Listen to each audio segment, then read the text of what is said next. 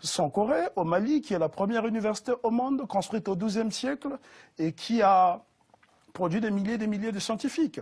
On trouve quasiment des milliers d'ouvrages inédits. Hein. On parle de manuels pré-islamiques, donc c'était bien avant l'islam.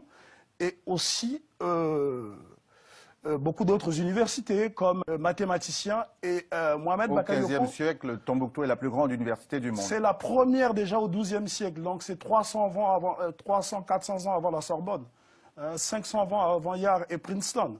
Et il est bon de préciser que la ville de Tombouctou est la seule ville au monde qui compte plus de bibliothèques que de magasins. C'est-à-dire qu'à Tombouctou, lorsqu'on a faim, on peut soulager sa faim en lisant. C'était des bibliothèques spécialisées? Non, les bibliothèques existent encore aujourd'hui. Quand je dis que c'est la seule ville au monde, c'est actuel encore aujourd'hui. Des tombes ont été profanées par les islamistes, notamment lors de la fameuse crise malienne. Et ce qui surtout m'impressionne, ce sont les habitations, la beauté architecturale. Par exemple, là, sur la photo, derrière moi, on a ce qu'on appelle le canal de Kouriomé.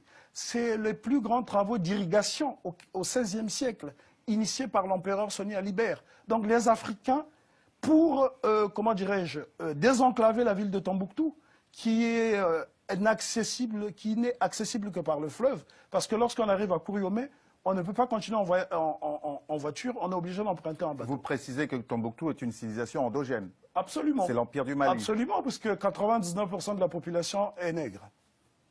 D'accord. Et à cette époque-là, les échanges avec le monde arabe notamment... Oui, seulement avec le monde arabe, mais aussi le monde asiatique, contrairement aux falsifications de certains historiens mal intentionnés.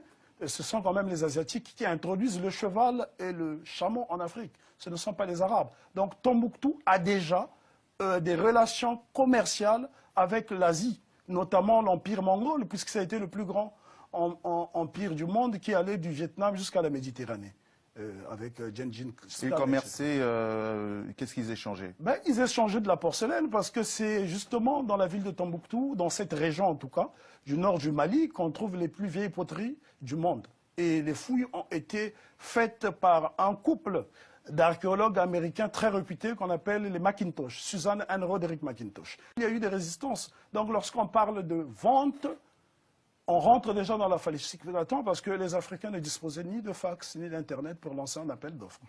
Et sur plusieurs siècles comme ça, Tombouctou a gardé l'identité première, centre intellectuel, centre spirituel, jusqu'aujourd'hui? Jusqu'à aujourd'hui, puisque beaucoup de chercheurs, aussi bien ceux de la NASA et d'autres, obtiennent des bourses pour aller étudier à Tombouctou. Qu'est-ce qu'on étudie à Tombouctou? On étudie de la littérature, on étudie les sciences, la géomancie, les mathématiques.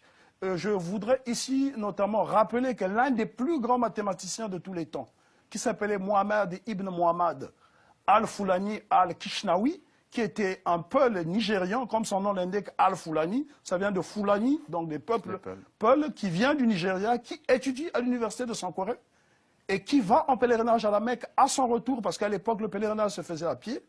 Il vient au Caire, il enseigne les mathématiques au Caire, qui est aussi un grand centre intellectuel, et il mourra en 1740. Ce sont des mathématiques étudiées dans le monde entier? Absolument. Des avec formules aujourd'hui. La même méthode? Les mêmes méthodes.